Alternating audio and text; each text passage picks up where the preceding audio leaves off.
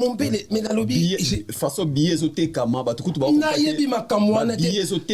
cet individu de mon collègue, l'artiste MC, fait la chetani, déjà, nalinga kaete, nganaye, toyo kanakate, naibisho semenyo e uti koleka, cet individu de mon collègue, l'artiste MC, Weranson, akendaki nanda kunaye. Ce qui a été à Rokende semaine prochaine. Pour régler le système, pour régler et loko à Simbaka ya maison, mais ma kamnazo e biso, mukoko yamba lo beso, tunaï, mukoko yamba seleo, mukoko yamba flamme kapaya, tuna bango. Azana kodia ya maison mais. Nde nazo ba, parce que nga déjà dit yenzone nazabwe. Ezala ba collègue nezala yo mutabimi sanga azate ngana bima ngamoko oh nka kutu na pesa bino ba chance non mutabimi sa eza noli ngana ba noli mutabimi sa yo mais yo koloba bimi sanga ye cet individu ya noli tambu autaka idiofa na maladie ya tuberculose akena sana ayaka poto pona traitement ate beaucoup bazar ba SDF. Si j'ai pas de SDF, cela veut dire des sans domicile fixe. Bazar na basité, bazar na banate, misusu ba la kanaba studio. Voilà, je ça c'est Denis. Mais c'est misusu ba la kanaba studio. Exemple année. Patron na yo oyo zalaka kala ala la kana studio oyebi mais peut-être koki ko bon patron na yo c'est soko ngina tanga komo na tanga patron ancien patron na yo cet individu ya maluku ya kabesa fudidu ya fille da puta kabesa granda et bien si cet individu de mon collègue l'artiste MC Weranson c'est pour cela à Sali Chawana tous ces pays ici-bas pour atubela ba masumu nyoso ya mabe o asali batu a détruire vie à ba musicien a simisa bana batu bampungu nga même il m'a escroqué na lobango ba combien de parfums donc à kofuta car il dit au temps favorable je t'ai exaucé au jour du salut j'étais moral oh c'est quoi papa na Marcia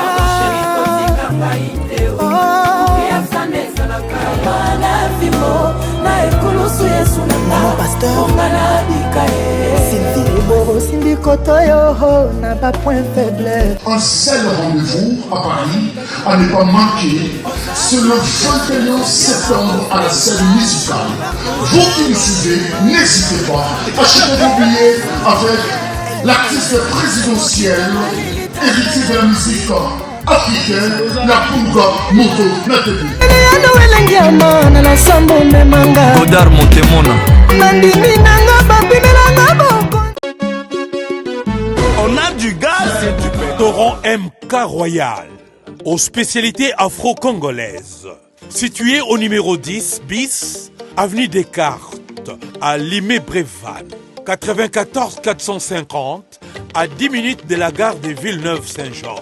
Ouverture tous les vendredis, samedis et dimanches, de 14h à 1h du matin. Pour un repas convivial, dans une ambiance musicale bien tamisée, rendez-vous au restaurant MK Royal. Réservez votre table au 07 53 61 01 03 ou au 07 58 11 10 72 pour l'organisation de votre événement bien privatisé, baptême, anniversaire ou autre surprise. Bienvenue à la table de Michel Combé, Aigle Royal, royalement vôtre.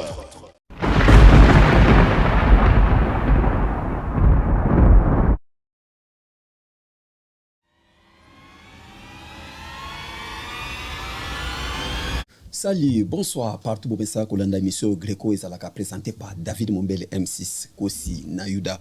Tikatope Saba Bonenyo Soya Congo Révolution. Merci, merci na Moussala Bozo Sala parce que chaque jour Bozo s'abonne tout le temps chaîne Zokende toujours les colo. Bopesa Kabiso Force tant Botala Kabiso Tope Sabande ko basana end. Ah, na okaki elengi. Ya komuna bande ko end baso benga bande ko Australie na tanto tourner émission bande ko ya États-Unis banda ki kolala balamuki. Alors, nakata plateau le to za weekend na lelo na bongisi la kibino botuni akenda wapi amona na kalisusu te tozane na kati ya Paris na kati ya plateau na biso Dizenzongo Mokonzangaba. Alors direction avion tozana na kati avion baza na kati avion groupe la Team Wata bazoko ma lobby na Bruxelles lobby ba na Belgique après Belgique ba à Thalys pour bakita na Gare du Nord boton de Belé na Gare du Nord à partir lobby 16h juste la Team Wata na groupe Mobimba na Rete Watanabe ba osala na kati ya Paris na Gare du Nord pour la préparation déjà il y a concert bientôt là le 21 septembre la scène musicale. Alors Dizenzongo toi ça qui dit là Mokonzangaba. Donc, toi, ça qui dit là l'éternel, toi, ça qui dit là public, toi, ça qui dit là, mais c'est David Mombele Kosina Yuda, dans l'émission Greco, dans la chaîne de YouTube Congo Révolution News. Na réalisation, il y a les jeunes réalisateurs et professionnels. Manotunga, donc David Mombele Kosina Yuda. Ba question ya yo ba réponse ya son excellence Didier Nzongo Mokonziangaba Chilombo, les chefs de famille Nzongo à vie, mais c'est les licenciés dans l'Institut supérieur technique appliqué intitulé ISTA. Toi ça qui dit là. Voilà, Mokonziangaba, merci vraiment la présence sur la plateau na biso week-end bokozoe zakamwa mobulu mais au permettre ki biso torata ki yango semaine ou elekaki émission ozaki chargé biso pe ozaki chargé na ndenge ya musala. Santé kimia? Ouais, santé kitoko nangolu yankolo ba foko les omonana ba permis de conduire ezwama ba kento belé ba activités okende bien en tout cas ça va tango lobaka Mokonziangaba ndeko mo tunanga pe na ngaba kotango pulu kuna tunaki abi quand yo mandat no ici là parce que depuis ngana en Afrique yo zaka Mokonziangaba OK mandat pe ya mutu pe ici là comment ko kangaka commune mobimba boy o kanga notage tilelo. Donc merci beaucoup David Mombele Kosina Yuda pour la question. Omoni ki bokonzi ba botamaka nango autorité ba botamaka nango ngala za mokonzi anga ba avis parce que je suis le seul artiste sapeur compétent qualifié professionnel célèbre moi nangaba on a kotisa komi nangaba na palmarès n'ero parce que dans l'époque même ngalaza mwana ngaba nazaki kuwangana tuzalaka kuwangana kukosa tuzabana ba yolo ba lemba pona ba complexe mais fait tant to mikilipe to kutipe bana ba commune soto e konima ba bandari ba gombe ba lemba ba kalamu ba doka parce que bana ba commune wa bazaka ko compter na ba vie familiale. Parce que les parents n'ont pas de moyens, ba chic, et fait qu'on lia bien, ba miliki, qu'on sala moi liboumou, moi choko, qu'on la mingi, ba beauté. Donc mes bazalaka ba fenea, mes biso ba na bangaba, ba makala, ba bumbu, ba selimba, ou même ba kimbanteke. Toza na oluka, mais toza na ba défaut moko, ya ko wanga na ba komi na biso. Ok, ça la ba erreur moko grave. N'importe quand yo ntima yo za mona commune. Opona yo wapi? Bon, nga vraiment n'espoir bien pe nazaki kokosa naza mwana yolo. Oboza mona yolo. Bon, mon frère makaka ba complexe. Ba complexe mais tant to ba poto penza et senga ipeto misalama to pesa ba valeur ya ba commune. Donc on a besoin qui ba décision vraiment à valoriser notre plus beau commune. Ne kalizaka zone révolutionnaire yanga badon na tsakango na valeur na kotsango na palmarès nazo dirigeant pe na ko dirigeant à vie oyo pe moi na ngaba que soit mikolo que soit le kikulutu oyo akomona neti ke aya tsanga mindondo na fonction na soke sengi na compliqué même na pungu na ko compliqué toi ça qui dit là. Donc comme na mpungu donc comme na kisi na kati wana. Mais nga kisi David Mombelo yebi na bandi kisi na âge ya 13 ans. Soko tuni kulutu na yo vient nga mort yaya. Akoyebisa yo biso déjà na famille nzongo kisi eza déjà eloko moko familial. Parce que na famille nzongo to vivaka na kodia. Donc kodia eza de génération à génération. Et banaka na papa et kiti na ba kulutu après nga na tika na ngo susu à vie. Donc même l'un ou l'une des membres de la famille nzongo, quel que soit leur âge, oyo akuyape aluka fonction nga na za nango, le chef de famille nzongo soke sengi na lekisaye na cadre ya ba sacrifice familial na kuleksaye. Toi ça qui dit là. Otika bilamba ou bien ozaka à sa père. Pour latina ou bien mais na éviter soko tika parce que na monde na bitumba lelo. Ndenge bitumba bilambe kama na pari ao. Mais David Mombele kosi na yuda nazo comprendre. Gana y interview bandinga makambu ya bangaba koti na makambu bilamba. Bon, il y a pas de souci. Moi je te pose juste une question si tu me permets s'il vous plaît, une question ou une question.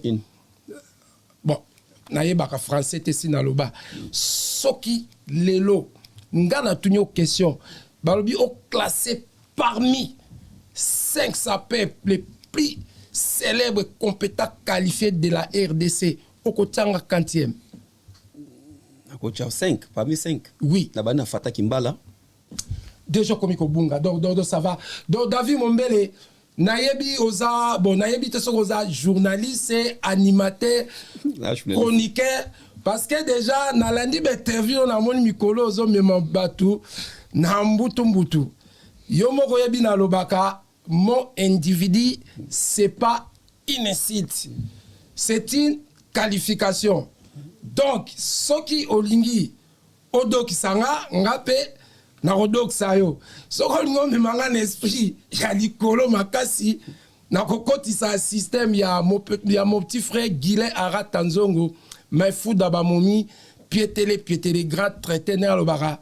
Soko pétele nga ba plomb ngape na ko pétele yo.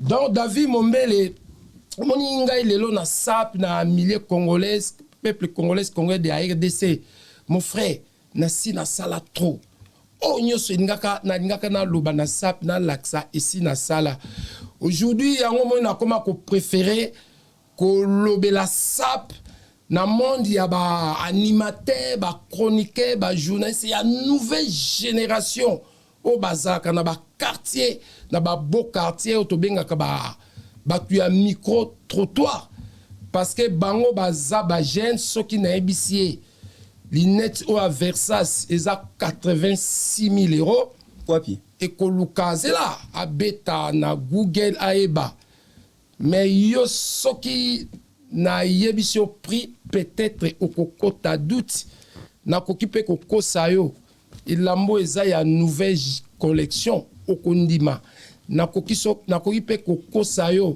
elamba o eza ya sika okondima parce que tu n'es pas animateur ou chroniqueur ou journaliste d'investigation de la SAP. Tu es un journaliste culturel. Donc, memanga namakambu yakiti tout ça qui dit là. Voilà. Ser na biso, ser na yo o yatika ki biso awa na Paris.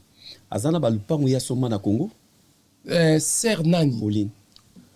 Donc, maman Pauline Zongo, c'est ma sœur, même père, même mère. Nzambazwa Moli Monae, que son âme repose en paix. Ya Zalaki Neti, leader, ya famille Zongo, les Imobimba, a Bengisa, ba Biso, ba Leki, ba Yaya, ba Niès, ba Neve. Parce que Biso, nga naza, côté maman, côté papa naza mu Congo, côté maman naza mu Luba ya Mukwa Kalonji, ya Mbujimai. Donc ce qui n'a été côté papa biso ba Congo, na koki ko linga bana ya ba nièce nanga ou ba neve koleka me bano nga na boti. Tu captes bien? Voilà. Donc, nakoki ko zappé na ba bien matériel. Ne tutolo baraba mapangu soki na sombi nakoki ko tia bana kasi nanga na mapangu nanga bana na tiete. Donc, sœur azaki leader à famille, azaki na plusieurs maisons na Congo. Mais ce qui est plus important, mapangu na azaki kosoma na Congo, atikaki kotia kombo na ete pe kombo ya bana na ete. Azaki kotia na kombo ya bandeko na ye. Oyo azaki nango awa na Europe, atiaka na kombo ya bana na ye. Cela veut dire, soki même quand naza mukuse ndenge tozaka, soki ozana ozosomba ba bien na Congo, otie na Afrique, otie ni kombo ba na yo, ni kombo na yo, otie na kombo bandeko na yo. Cela veut dire ba mapangu wana eza ya ba na yo to ya bandeko na yo. Ya bandeko na yo. Toi ça qui dit là. Siko ba lupangu wana bozo wele la pourquoi? Mais mon bel la lobby quand naza ko comprendre parce que yo oza chef ya famille na bino ndenge mo lobaka. Mais siko comment ba lupangu muta muwe ya tiki atina komba batu me bokomi ko wele la. Bon naza la clair. Sœur azalaki leader ya famille. Ba pouvoir famille et tant ba parents ba kufi etikaki epanaye. Tant pe ya ke nga natika nango. Donc cela veut dire biloko atikaka na kin ezaki biloko familial parce que atiaki na kombo ya famille. Ete kama tokabola fokolo même si nga na sistaka te na vente. Naza attention, naza chef à famille, mais c'est pas moi qui gère tout dans la famille. Moi je suis juste les responsables pour prendre les décisions difficiles et les plus difficiles na toute ou toute personne ya membre famille nzongo oya kobunga soke sengi ba sanction disciplinaire ou les plus disciplinaires c'est moi, c'est là où moi je viens. Mais ils appellent na ba fonction musu par exemple soki par exemple to balisi mwana ba na fokolo, il y a quelqu'un qui va s'occuper de ça. Voilà. Mais moi, je suis là juste pour gérer. Donc, c'est biloko na ya kin et fait ça na kombo ya bandeko na ye, ba responsable ya famille o bazakuna ba teka to kabola fokolo o pe etikalaka awa etikala ya bana. Mais c'est tout. Mais David Mombele total ka pe coutume. Mais moi, j'ai dit à mes enfants, j'ai des biens au Congo. Même ici, onyo sonaza nango, na souhaité David Mombele. Bisotu tokoleka mukoleko senga na zate so pe nazana mapango misatu soki famille ezui moko où est le problème? Est-ce que yo yebike soki ba para ba tikelo ba bien eza héritage familial ba tikelo yo mais eza yayote ba tikelo ba bien wana il faut oza une obligation ya kosungaka famille parce que mutati kelio azape na bandeko na ye. C'est comme ça. Donc, Kolanda Babi Yoka Yokate à les groupes des individus, des associations de malfaiteurs, à bandes organisées, à réunion. Oh, bah, mesana kaka, kokotaka ba makambo famille batu. Mais ce que c'est marche en arrière, oye na ba famille na bango, okomona ba makambo eza ebele, mais ebimakate. Toi, ce qui dit là. Yona, c'est un abisso BBC. Vous avez un problème, ni? BBC Nzongo. Bon, BBC, c'est ma nièce. Yé azan ba sanctions disciplinaires et non les plus disciplinaires. Naba actes, naba mauvais comportement, naba mauvaise conduite. Oyo ba salakana cet individu. Cet individu, ya mobalu abalaye et meli alias Nzuzi. Parce que azalaka ma passa. On a le baka li passa moko a finisa banzuzi nyonso et fait à Balakaye na mairie de Bévillé na 2004. Mais moi j'étais là à l'atabac tout ça ba fête. Mais nini eza grave a pesabiso ni fokolo ya libala kinzonzi et salamate parce que David Mombele yoza marié soki obombaka nga na yebi yo na Maroc au Balaka vrai ou faux na wangani yango te au Balaka na Maroc onga kolobango te même kando zwaka na Maroc ozwaka ngo sima ya mwana mwasi wana même temps oye poto ozwaka ba engagement na famille wana o mema mwana bango na poto mais oya poto o mema mwana bango te o sala pe délit les plus graves mais il y a un mututo solo là watin voilà donc cela veut dire tant où individu moko amemi mwana yo ya mwasi na mairie avant que ni la mairie basala ni coutume mais bango basala mariage illégal pour mobali azwa mukanda azwa pe mukanda il y a 10 ans aboti bana mapasa bana 13 ans aboti bana mibali mais pesa biso fokolo na biso ya libala. Est-ce que na comprendre boy boki na mairie osaki na mairie non pas j'étais là osala ki on ndeni yo chef à famille ko yebate ke Emile apesi mbongo na famille na binote mais yo ok na mairie. Une bonne question, je venais d'arriver nde na lobi sœur na biso maman Pauline Nzongo que son âme repose en paix. Elle était une grande dame forte. David Mombele azalaki chef responsable ya famille, c'est elle qui prenait des décisions familiales. Pour l'instant, nazam noko nazaki na pouvoir mais fait na ute koya pouvoir ezaité. Sera ben sibiso alobi dimanche boa na mairie de Bévilliers moi nazobala.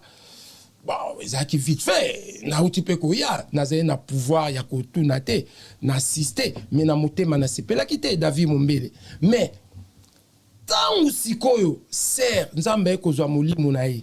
Ngana simbi ma solo famille c'est là où na comment qui traiter ba dossier familial na ko tomber na dossier il y a cet individu de Emile alias na bengi bango na keti na ndaku ozo na be David Mombele na tuni bango bon en tout cas to yeba déjà na libala ngana zaki abo expliquer biso comment biso tozaki na mairie mais nani abali saki bino. Oh non, yé moi na maman pour ça. Mais je sais que ma sœur, elle avait fait ça pour donner l'honneur et David Mombele à sa fille. Parce que dans l'époque, beaucoup de familles, bah salabere wana, ko bali sabana na ba individu de mes collègues artistes et musiciens de bazaye ko ya ko profiter na batu. Mais pour yo me maman no na mairie. Na mairie, il faut banana na civil. Mon konti, na kawana siko faut ezali ya moi na bino BBC ou bien Emilia. Pour Emilia za mobali. Normalement, la faute est les deux côtés. Même ngaboui lelo na te mama kamwa parce que naza responsable mais j'ai aussi naza pe na faute parce que na mariage nazalaka. Mais le problème totika, tant on sert à koufi. Na moni ba ona ke na ndako to sololi bon bobalanaki illégalement nanani atuni biso sikoyo bof to sala nini nkana lobi to soina bato kisasa ba bito peso lettre wana baza ensemble bato kisasa côté papa ya mwasi bakomi ba pesi lettre batindi lettre wa ngana bakisi makamsusu to tindeli azui bazong c'est biso pe réponse na respect ah babokilo bo limbisa biso c'était très important to yaki to bala mwana to sola te mais neti bo pesi biso lettre to koya ko pesa bino biloko na fokolo bo sengi mais to ko sana biso fetité parce que si to sala to zeli 2004 to zeli lelo lobi baye ko boyana. Tant baboyani cet individu d'Emile alias avec Obenga lobi non non moi c'est aussi mbalango soute moi pena to yo bala so ezate atato balana siko to sa ndenge ni biso to bi bon y a pas souci na bengi su bataki ba bi bon bana pe ba koli likambute ayaka ko bala bana andimi ko bala bana lelo lobi a commis ko manquer biso ba respect kaka eko benga susu o ba famille ba bito ba te bar nanga ba jime mukolo ba kobala biso to kolia fokolo te bino bolia fokolo mais c'est manquement de respect familial David Mombele sikoyo na kawa na sikoyo yo ke na sani na cimetière mais la lobby na David Mombele fokolo ya lo mutalinga bala mwana bino abali epete bakabwani mais comment ko ke na cimetière mais c'est que ozo capter makamna mais David Mombele nazo mo apprendre yo olingo bandozanga ba compétence na ba qualité professionnelle du journaliste et artistique. On dirait que tu captes pas des choses.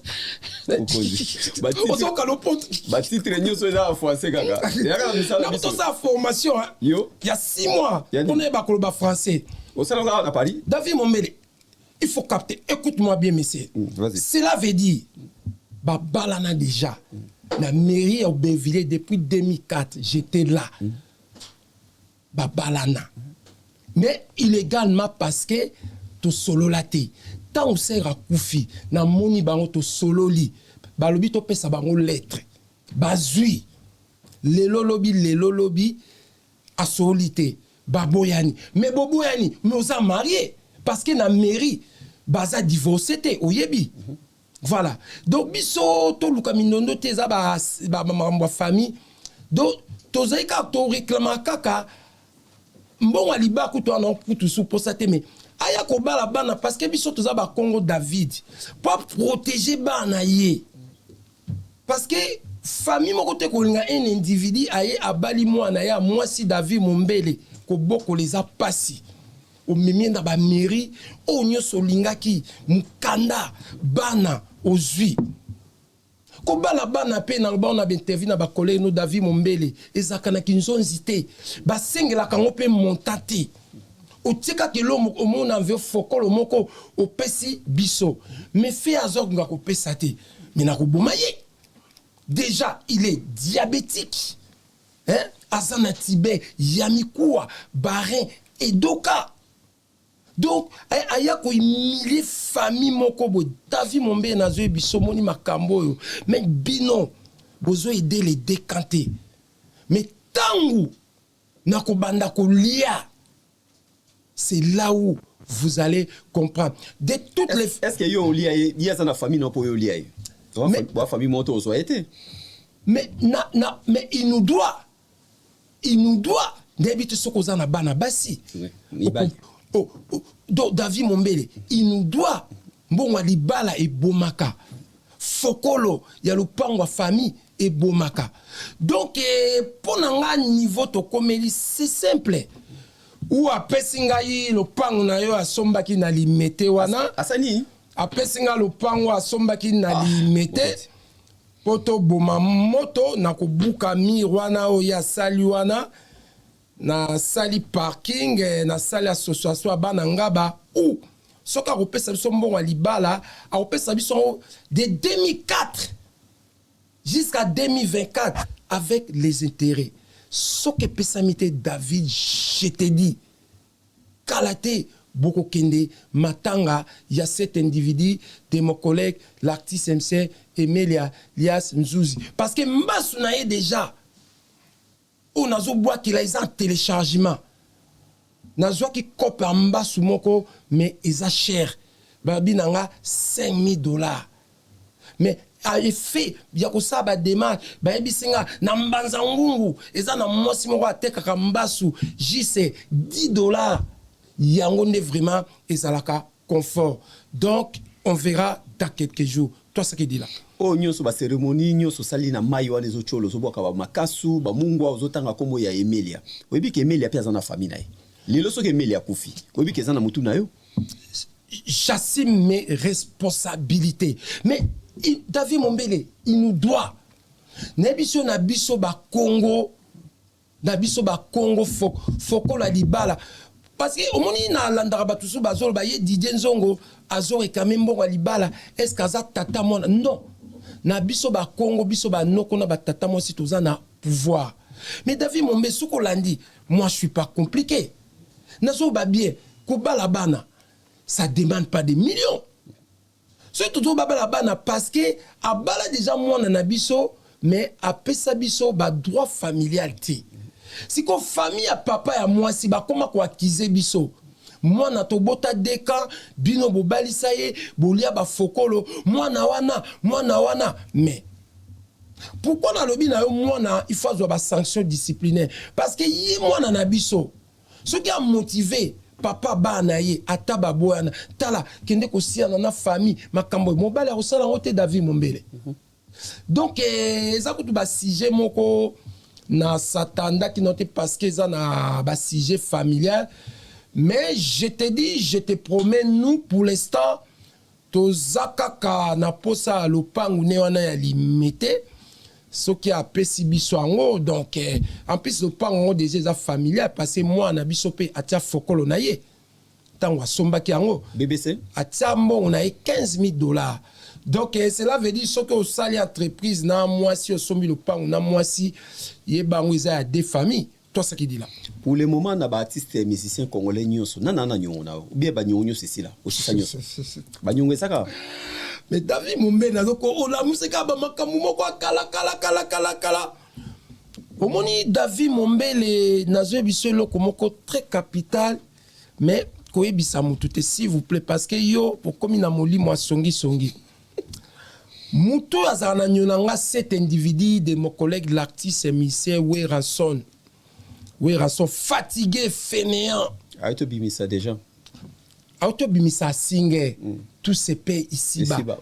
Et sololité. Mais il est très intelligent. Abimisi singer pas fouta ba masumu. Peut comprendre ba ma bi. Oh ya salabatu. Yango yemoko azo fouta. Balandi stratégie à mon collègue l'artiste MC Lobeso. Échoué.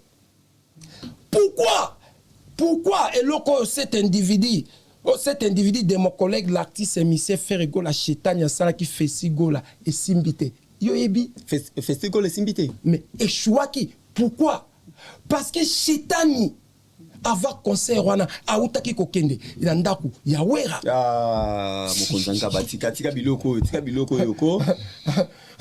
Si tu demandes des questions tu auras des réponses. Apprendre ou à laisser. Faire à Kepaya et pas à Wera. Chetani akendaki epai ya Wera son ambinza tunanga. Pourquoi? Parce que oyebitan bazalaka na wenge bango tout. Faire cet individu de mon collègue l'artiste c'est faire gola Chetani asimbaka biloko ya mouvement. Côté chant asimbaka biloko ya mouvement. Côté animation, ezalaki Bill Clinton. Mais biloko wera simisa bango ezalaka pour le contrat de 10 ans. Ozoyo kabazao loba 10 ans de pouvoir. Et là on y est qui ko sala.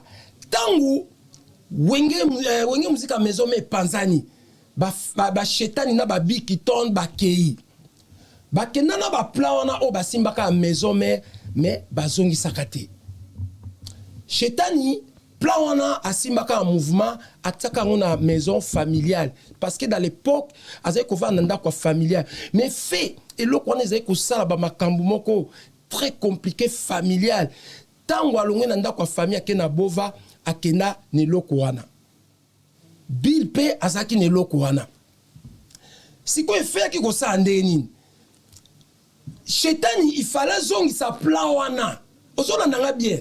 Plan simbaka maison mais fala zong sango na wera parce que plan wana wera bazwa kango na kikwiti eza biloko ba be ya basango sikoyo wera lobi po plan wana eya et pas nanga po zong et pas ba be il faut na yamba yo na palais yango kinaki na palais première condition deuxième condition a pesa ki a lobby po public ba comprendre ngana yo réconciliation ezo parce que ça problème à plan il faut to betano podium moko na kisasa podium moko en Europe je te promets ce qui cet individu de mon collègue l'artiste MC Fego a chétan na ko beta concert cet individu de mon collègue l'artiste MC Weranson akuzala yango omoni ba beta kine lokwana fesigola même échouaki bakei Si ko tango héritier ba ye ba musicien mususu bavanda wera tuna non nazo biso za capital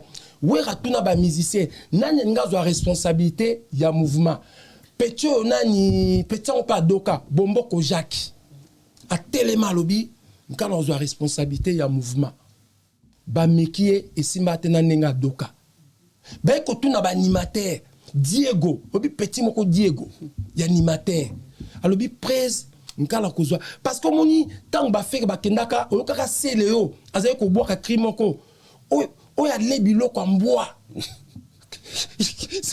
salambangu bouledoki nasima donc na ebisio borwana soko moni lelo chétan na sa réconciliation na we ranson na cet individu mon collègue we ranson pas donc ça plat pe na wenge musica maison mais ba musicien ba kenda ya ba chanter moko azana plawana o pe ba tikala na bato sima moko aza nango donc nebisio cet individu de mon collègue l'artiste MC Weranson c'est pour cela à salishawana tous ces pays ici-bas pour atubela ba masumu nyoso ya mabe o asali batu a détruire vie à ba musicien a simisa bana batu bampungu nga même il m'a escroqué na lobango ba combien de parfums donc a kofuta donc on a yo et pas ya wezaka ya parfum eza ya mbongo te mais na lobi na yo soki na pesaka dans l'époque sans parfum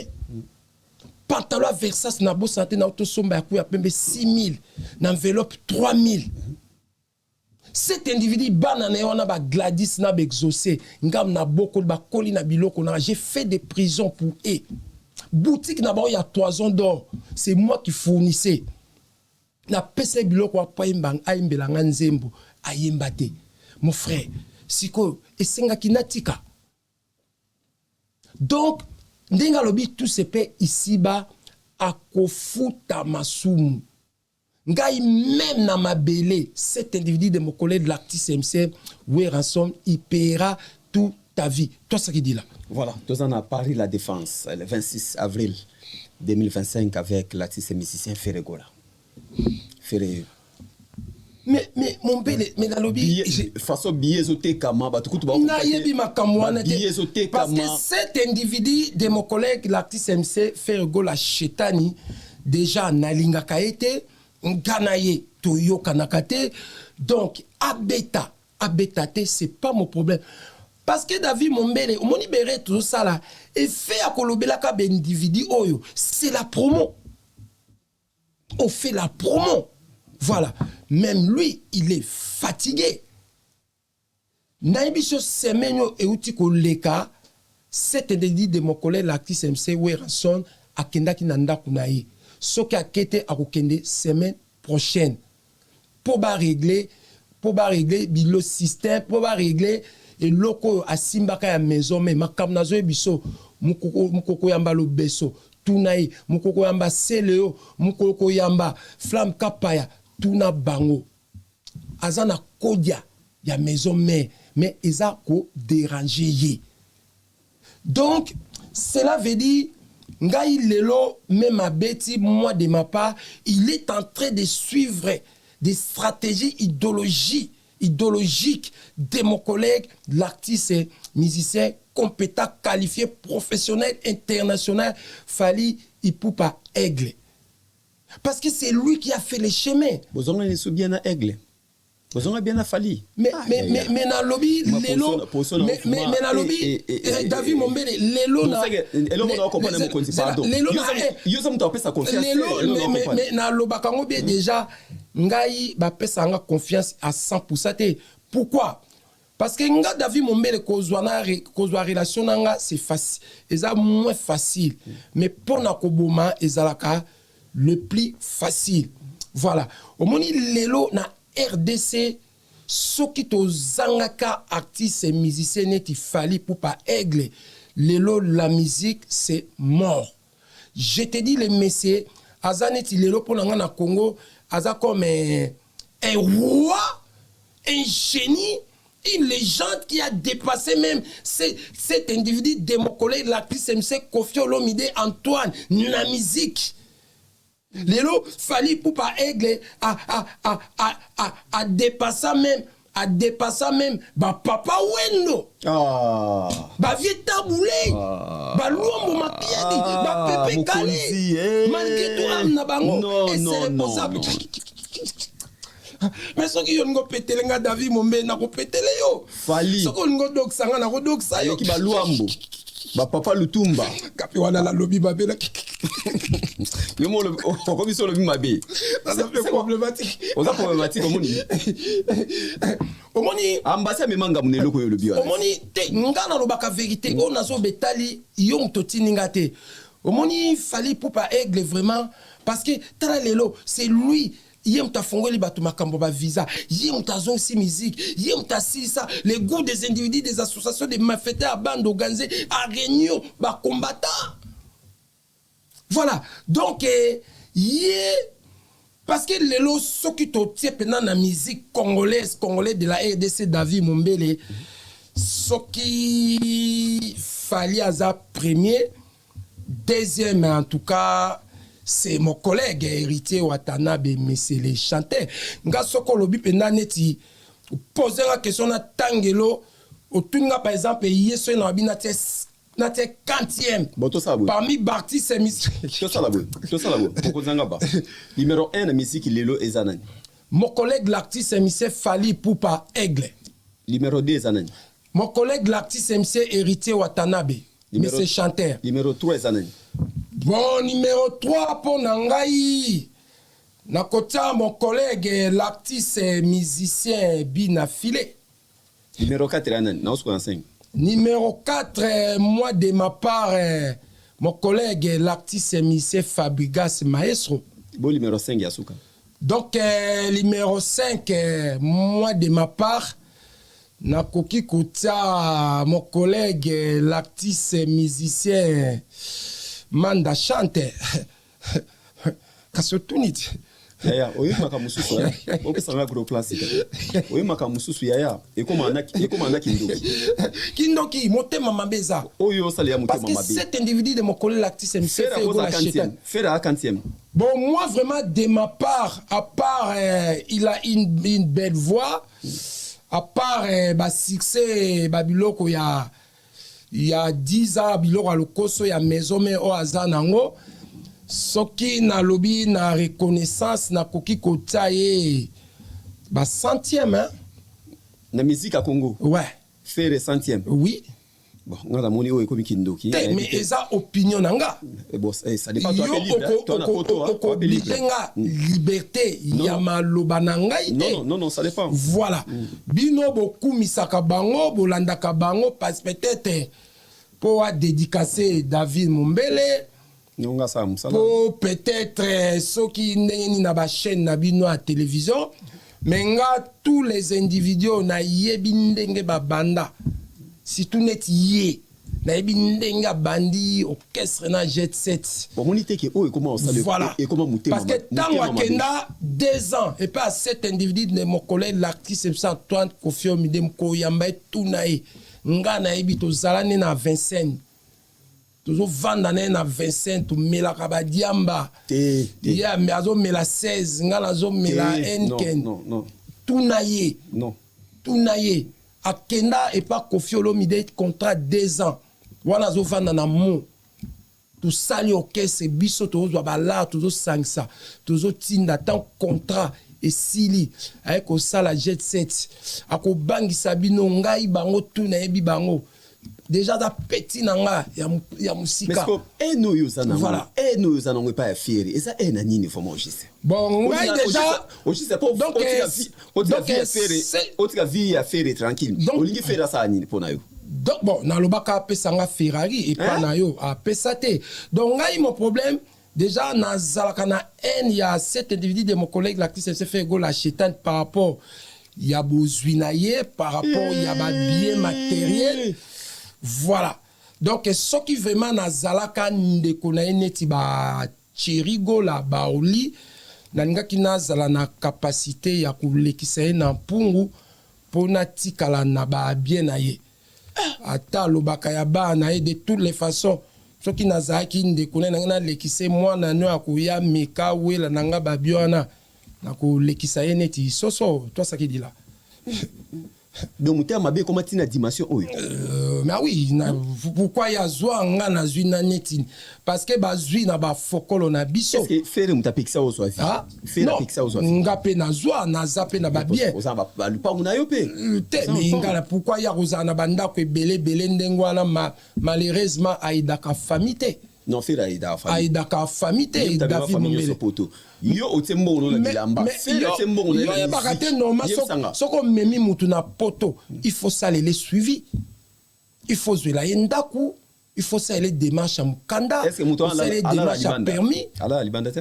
Mutu David Mombele kosina yuda.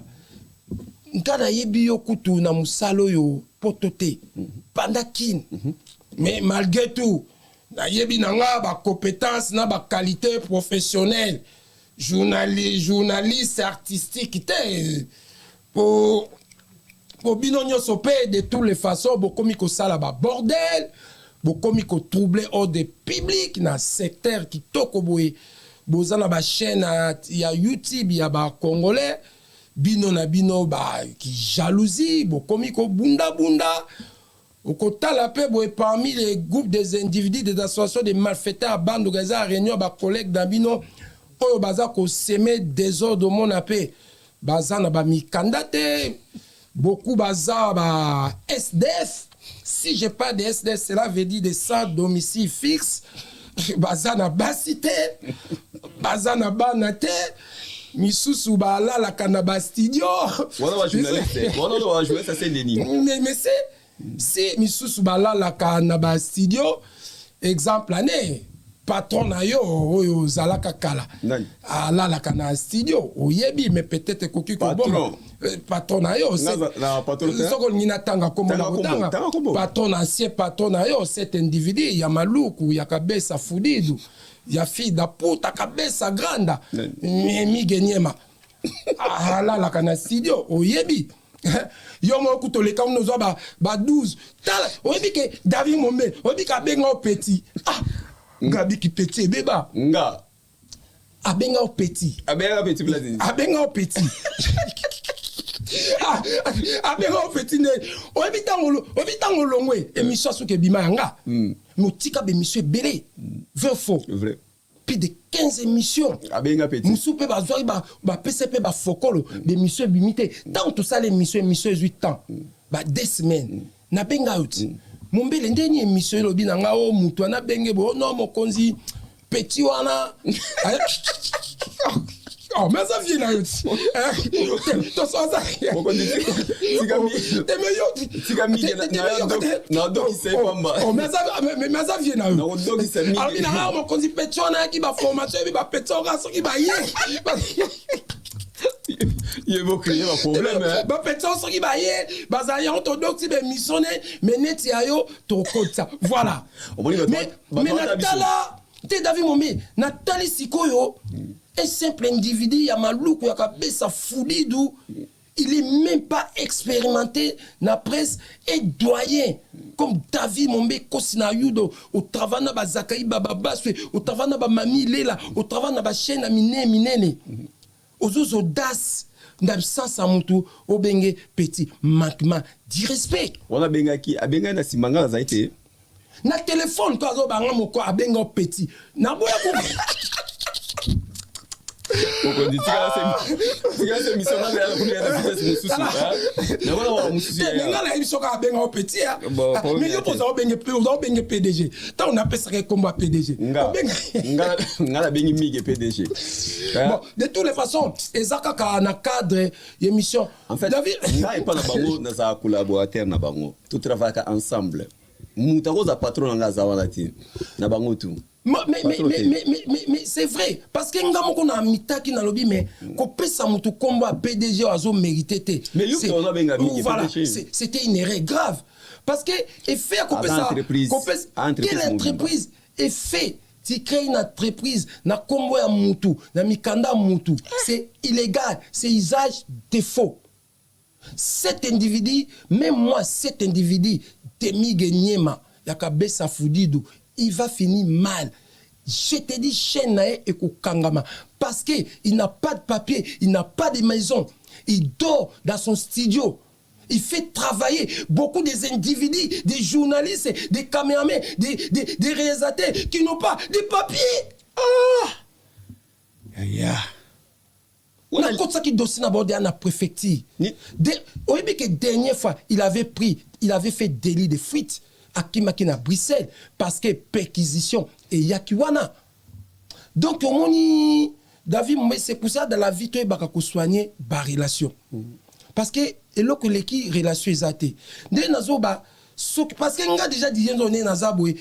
Ezala ba collègue nous za yo mutabimi sanga azate ngana bima ngamoko nka kutu na pesa bino ba chance non mutabimi sa eza noli ngana eba noli mutabimi sa yo mais yo kolo bimi sanga ye cet individu ya noli tambu autaka idiofa na maladie ya tuberculose akena sana ayaka poto na traitement akobimi sanga comment c'est moi qui l'a fait. Azalaka et pas nani na Devos Congo ba benganye ake pa vieux César ba benganye na côté pas vieux César ba benganye na côté pas Drigo pour ça la chaîne naie c'est moi première émission tout ça le 1er janvier 2015 nanga na Champs-Élysées akufulanga ndenge nini voilà donc ebino tout moi de ma part yango pe na komi pe n'esprit mais bino pe n'esprit bien nazo lingananga bino souté parce que bino pe il faut vous prouver biso ba compétence ba qualité na ba diplôme ya ki journaliste artistique siko ozo se yango siko dato ko musika biso dato ko musika na travail mais que to sola yo oloba koza journaliste est-ce que vous avez un diplôme bien sûr au sage qui journaliste en école ni na Maroc s'il vous plaît na Maroc. Ah mais c'est comme ça journaliste c'était mon bel parce que ngana ebe qui journaliste na kisasa yo Maroc ya formation hein na kisasa donc ça journaliste c'était mais ngana dizenzo boy naza licencié na ISTA soko bina prouver na ko prouver mais tout ça émission koni na ba diplôme naza licencié na ISTA na télémarketing et communication est-ce que bi ISTA bien sûr et ça na commune oh ils ont un ndolo ah mais David Mombele ozamona kisasa il sait ça na ndolo. Est-ce que nous les avons communes? Mais les gars, les gens réalisateurs, les gars réalisateurs, les professionnels, Marno Tunga, ils étaient dans Ndolo. David Mombé, est-ce que nous les avons communes? Oui, Ndolo. Mais, David Mombé, en tout cas, là, non, Marno Tunga, yé la là, comme Bimanarada, comme il perd de compétences, de qualité professionnelle, journalistique, artistique. Ce qu'on évite, je t'apprends aujourd'hui. ISTA et Zarana commune, il y a Barumbo. Mais oui. T'as capté?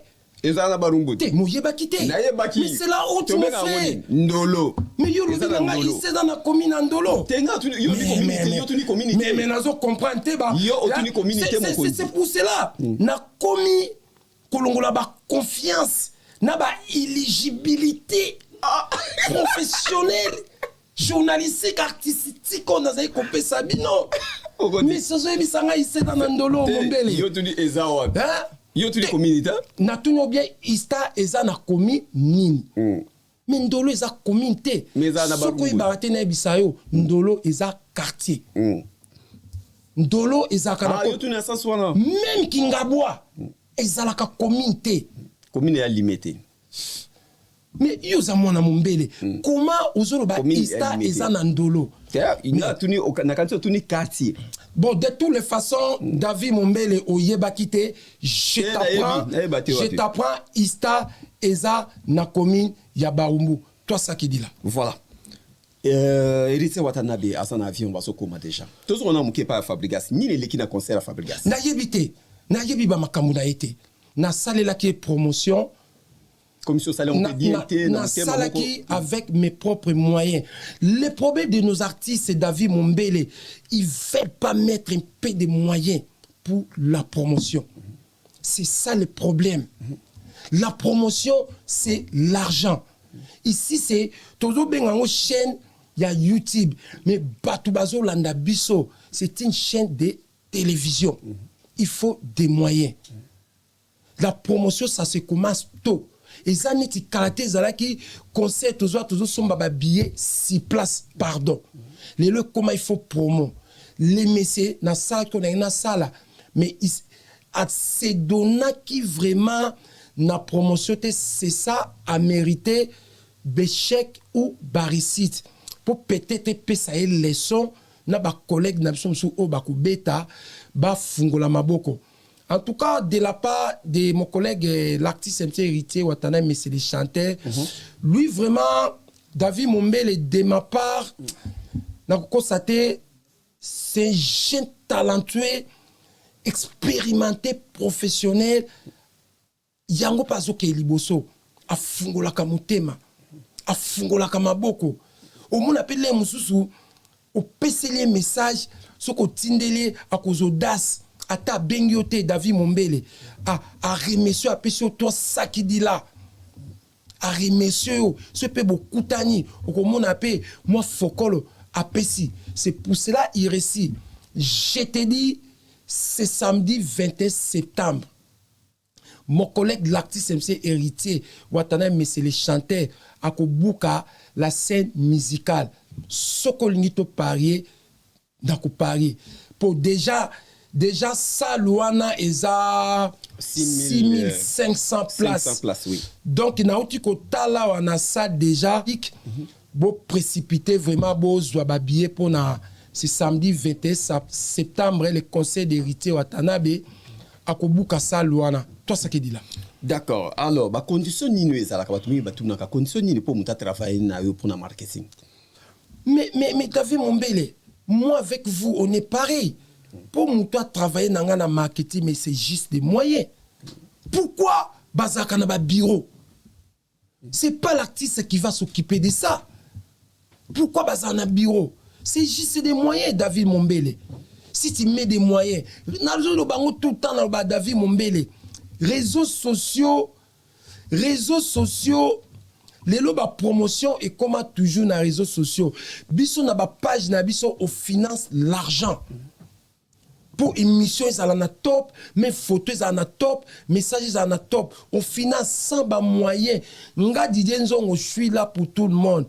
Même les chétani, même cet individu de chétani, ceux qui ont un concert, même si on a des divergences, ceux qui battent l'équipe, va contacter pour la promotion. Est-ce que bazo boma artiste musicien congolais et ça ba bureau ou bien c'est bango artiste bazo ba solo laté bazo boma artiste c'est vous surtout bino bato presse bino bato presse au komona par exemple na utaki kolanda cet individu moko ya maluku pe akabesa fudidu liboso a likola zalaki 48 a commis na 50 na CA wa 36 aza na taille soso paparos na individu moko azalaka na Suisse zo les aneti ba fina na train o ekendaka Boma era Ramsès baza ko finga Baptiste mais c'est dit n'importe quoi. Comment bino batu bozo soutenir artiste moko mais boza ko finga Baptiste musu o baza na top. Oh, ça Tommy ba David Mombele. Au moni même mon collègue l'artiste MC héritier Watanabe mais c'est chanter nenga zo betale nenga obeta na scène musicale. Nous avons besoin aussi même il y a les goûts, il y a public, il y a les goûts des individus, des associations de malfaiteurs à bande, organisés à réunion à Bakabessa Foudidou, il y a ba Maloukou à Bakabessa Grande, il y a ba Gaulois, na ba Gaulois, bazala.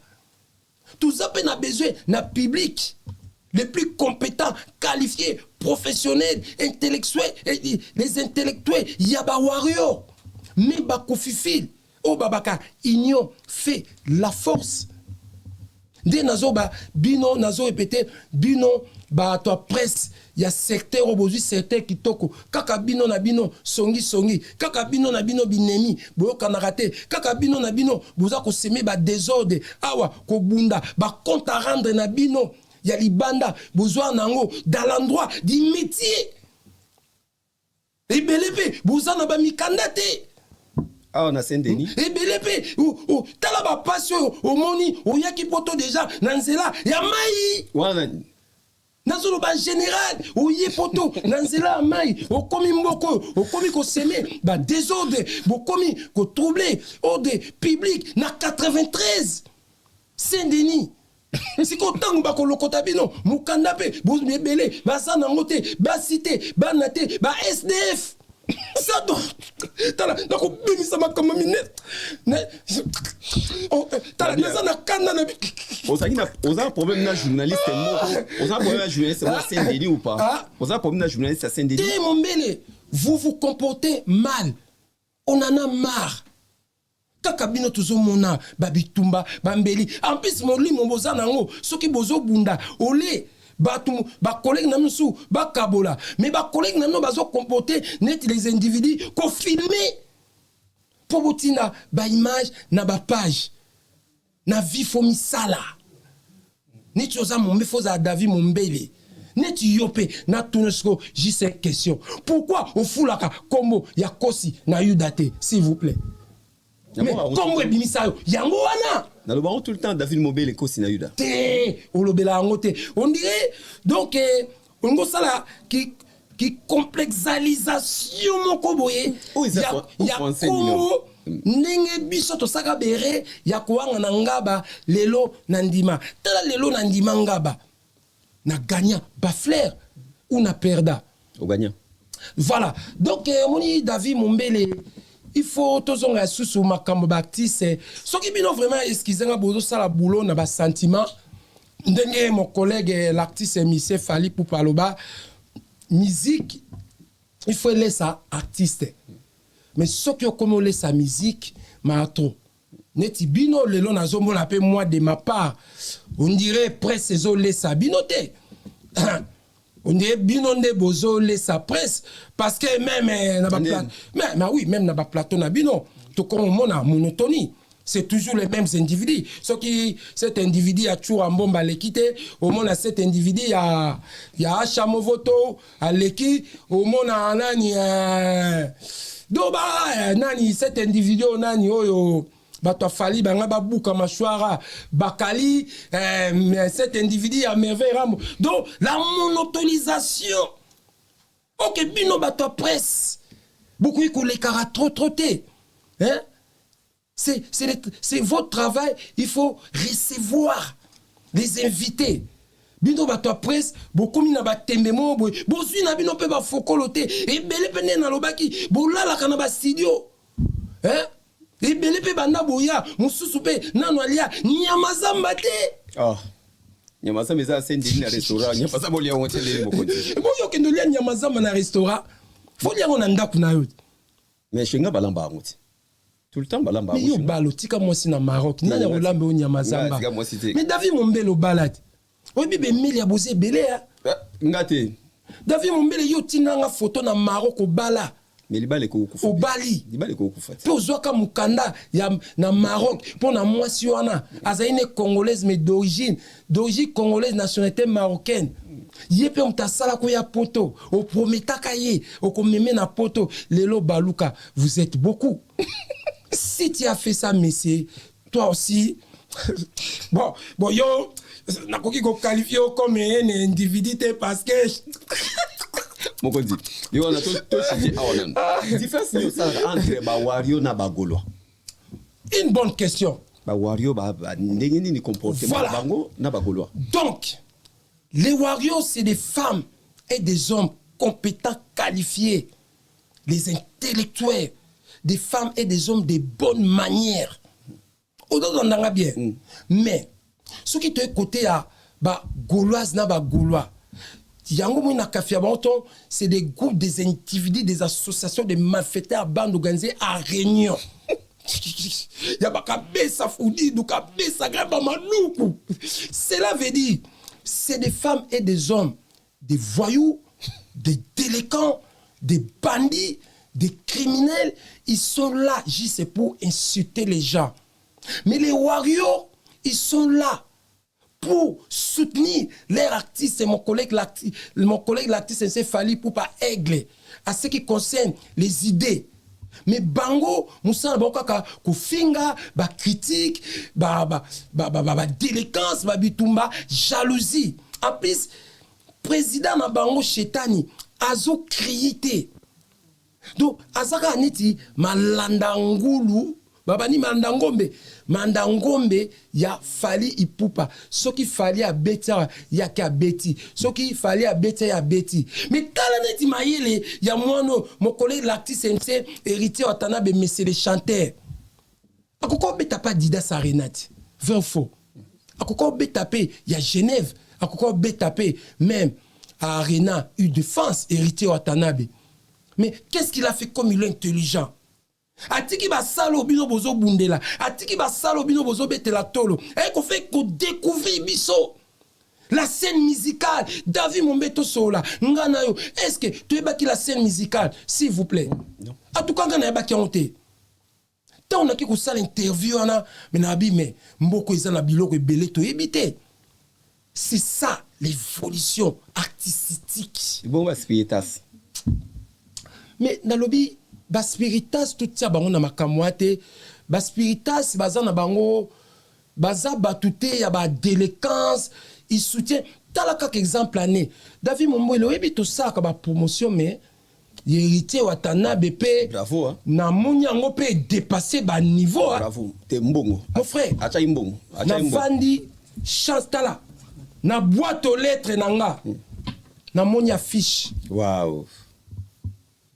Les réalisateurs professionnels Mano Tunga l'accent na boîte aux lettres mbala liboso na ebité soki mundele mutatie ou mutu mwindu na ebité donc on a public et l'accès maintenant amour n'artiste et puis ce qui est bien artiste na moi batu moko o ayebe na bango soko pese les messages aux akan occasion il y a relation naé au tindelier azo publier na ba page naé azo publier na ba story naé c'est ça voilà mais les autres là même Chetani na ebisio concert oyo ngo kumisa na robeta soki na I défense arena je te dis concert wana et kozala na échec total parce que ba billet déjà ezote kamate. Voilà. Ba billet ezote kamanali kukuma. Nano ateki même pas 500 billets. Concert na bino zokumi sa oya. Comme na 2500 billets. Non mais 25 000 pardon, 25 000. Yo yebi que défense y a rené za 45 000. Ateki 25 000 billets. Et l'équipe même stade et l'équipe Parc de France, non, Parc des Princes na capacité. Ateki 25 000. Quand on a cité à Défense Arena, au Comona, à 8 places, il y a 12 000. 12 000. Mais, de toutes les façons, Ngakutu de ma part, abeta te, moi, je n'ai rien à foutre. Au Ezako intéressant, dans l'épisode David Mombele, c'est samedi 21 septembre, héritier Watanabe, Azotika, histoire de la musique congolaise de la RDC dans la scène de la musique. Parce que héritier a récupéré place naïe, il y a Chetani. Voilà. Donc, a récupéré place naïe, place où il y a Azwa qui chance, a mérité héritier, a récupéré Yango, tout ce qu'il dit là. Voilà. Bah, t-shirt Yango de Salami déjà, et Bimi déjà, ils sont à Paris, ils ont été comme na moi Mali Lio, merci réalisateur Manotunga. Mais c'est ça. Namoni comme si Wata mais ça bien organisé hein. Donc on dit que l'artiste il nous a si pris. Donc namoni vraiment promotion de ça là organisé hein. Promotion de ça m'a organisé David Mombele. Oui même conseil on a soko kenenga na couper ce conseil. Tika mutuka. Et ça on peut place à musikate.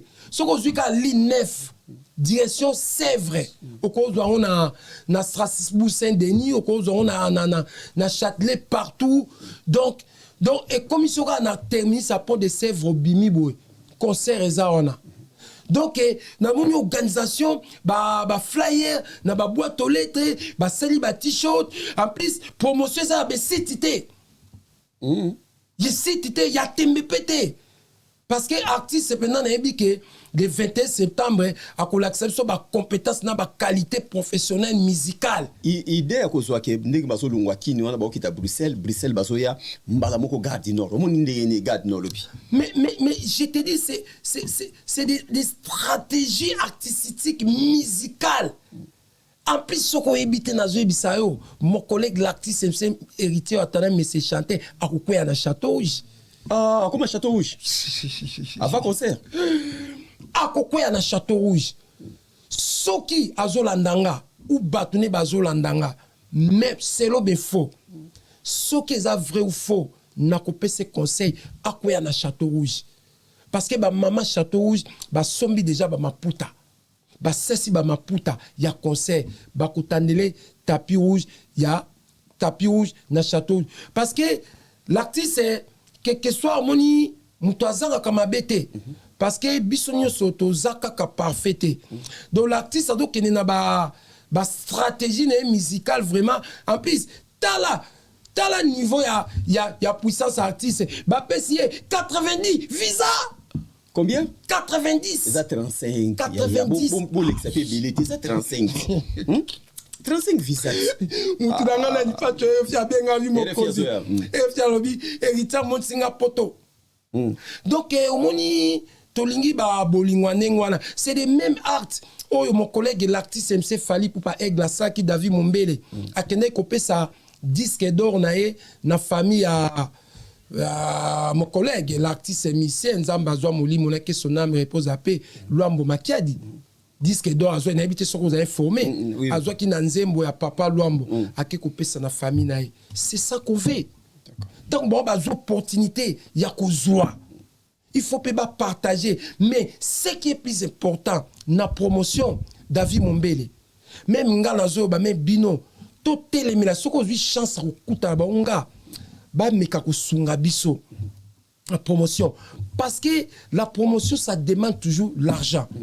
Imagine toi na un studio bon on a ba respect professionnel na ya ko senga nga fokolote nga pe na ko senga yo fokolote mais c'est un studio bo somba ngote il y a des loyers à payer il y a des matos il y a des gens qui travaillent il faut que base à la payer na conscience nanga na ba non na leki na bureau moins loko c'est comme ça to ko sala ka musate ka pona ki sentimentaliste sentiment et memaka ne lokote toi ça qui dit là voilà Didenzongo merci na yo to profiter to pesa bandeko o to ba organiser soko lingo so ba pile sali bilo to ya malili o to bozomona eza déjà wana maison oezo sala ba pile wana na ba t-shirt pour un concert wana ya le 21 na la scène musicale to pesa grand merci na Chris Ndongala merci na place ozali mbotele susu na Chris Wadol merci na yo Axen Moussaï merci place ozali Alain Melengi merci pour nous reçoit contact pour so lingi yo commando ça la commande bon benga toujours la numéro oezawana bisoto memayo marno tunga osala wana auchela bisope élément place nini bazote kango partout parce que moi fraîcheur les alliés le bito kuta na gare du nord to ça la tellement belle mon konzi to comme na biso presque na suka ba mbote ezali o lingo pesa bato. Donc je salue mon petit frère Guilara Tanzongo Maifou d'aba momi les grands traités piétélé je salue Massananga Zephirin Moulin volé kamika de Japan et na Switzerland yodje loro pamba ba yodja minene. Donc je salue toi aussi David Mombele Kosina Yuda malgré tout naza desi oyebaki commune ya Istate yo lobaki ndolo kezaka baumbu c'est bien au apprendre. Je salue aussi les réalisateurs, les jeunes réalisateurs professionnels. Manotunga donc message nanga eza mibale message à bosser na cet individu de mon collègue Emile alias un diabétique Saoud Beba Nabare. Donc makambo libala wana tozaka kana posa apesa biso lopang wana ya limité déjà tant na yoka ka somi lopang na limité na zalaki na motema mabe parce que nga déjà na lalela komi na limité nzala pona somba lopang na koka ko somba te donc soka pesinga lopang wa limité toko boma ba makambu nyonso mais kombone toko longola na kadase na kota yanga mais mokoto koteka yango aza na droit pona bana na ye mais soki azwi droit pona bana na ye droit na pe biso photos doit pe 25% na kati voilà lisusu voilà deuxième message nanga na kopesa na cet individu de mon collègue l'actrice Michel Fergo Chetani naza vraiment content na fierté ndenga komi fatigué na ndenge ba porte-parole na ye baza kokoka susu ko sala musala te donc concert no akobeta na Paris ezala vraiment maudit démoniaquement satanique du monde du ténèbre. Que l'Éternel bénisse, protège notre plus beau pays, la République démocratique du Congo. Toi, ça qui dit là, l'Éternel, toi, ça qui dit là, public. Merci, Son Excellence. Vive la RDC. Merci, Mokonzanga Baditi Nzongo. Merci na passage na yo, na micro na biso. Toi, ça qui dit là. Na chaîne na biso Congo Révolution. Merci, Botala Kibiso Mingi. Réalisation, ezala ki ya Michel Kombe Aigle. Tobo sana pété les sous Marno Tunga ou Pezala na sima machine. Grand merci na Chris Ndonga la zala ki pe na biso to pesa pe mbote Chris Wadol yo tobo sana mais le réalisateur Michel Kombe ye à mon plateau te ya za na premier étage ya za likolo na likolo ya za likolo mais la mien net na RTNC ya lolo azaka likolo Alem Lengi merci na yo merci na ba abonné presque nyonso botala ki biso ezala ki Didier Nzongo Mokonzanga ba soki nzambe azongite to kutani mbala sima toi ça qui dira toi, ce qui dit là. Toleki.